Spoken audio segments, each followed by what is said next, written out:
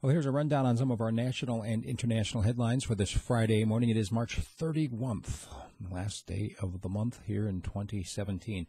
Paraguay is facing new fears of dictatorship as their president is moving to amend the Constitution so that he can continue to rule. And he's got some support, including one fellow who literally took over the Senate this week.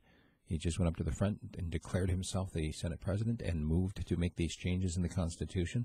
There seems to be some support for it. There were also literal fisticuffs in Congress when they had closed it off. North Korea apparently has, accused John McCain of blasphemy. The senator called Kim Jong-un, quote, that crazy fat kid. Not kind words, but blasphemy. That's an interesting term for it. And as the investigation continues, one U.S. senator now has made the claim that Russia tried to hijack the U.S. election. Well, according to this particular narrative, they did hijack the U.S. election if, in fact, Trump was elected because of Russian interference. That investigation will go on. Remember earlier, I think this week, maybe last week, we reported on how Serbia has just received a gift of military hardware from Russia. Whole bunch of stuff, from tanks to MiG fighter jets. Now, apparently, it is because Germany, in their mind, is creating a Fourth Reich. And so in order to survive, Serbia has only one option, and that's an alliance with Russia. Have we seen this play out before? Isn't this exactly word for word how the World War I powder keg got set up? Put the fuse in and everything. Meanwhile, President Putin has stressed that Russia's military activities in the Arctic are threatening no one. However, he pointed out that the United States' activities in Alaska are threatening the world on a global scale.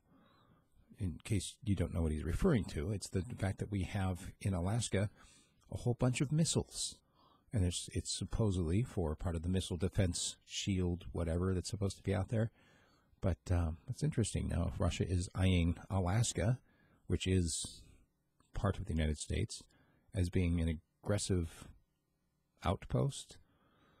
Yeah, we could see something interesting happen there. A Hawaii judge refused to overturn the block on the Trump travel ban. So basically, if you recall, after Trump's revised travel ban, taking it down from 7 Muslim countries to just 6, well, now this Hawaiian judge, federal judge, has said, nope, unconstitutional, you can't do it. You have to wait for this lawsuit to go through first.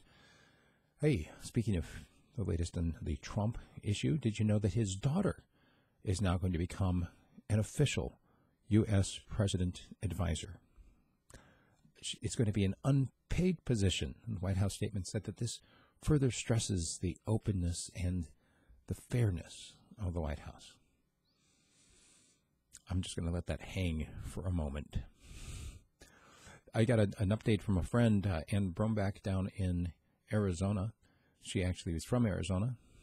She's moved to Iowa, where she is now active in trying to remove the city council in Muscatine. Apparently, they were caught bullying the mayor and preventing citizens from speaking out at their last meeting. So she's trying to get rid of the entire city council. You go, Ann. All right, last story for you. Just to chew on this a little bit, Italian police apparently have broken up a jihadist cell that had planned to attack the famous Rialto Bridge in Venice. Yes, there's another world landmark that's safe for democracy for now. That's what we've got for our news. Make sure you check what I'm doing at radiofreespeech.com. Today, my commentary has to do with being ready for something big that's coming. You've heard it said that when the tide comes in, all the boats in the harbor go up, right? Well, not if the boat has holes in it. Think about that. Check out the commentary and go to radiofreespeech.com. Thanks.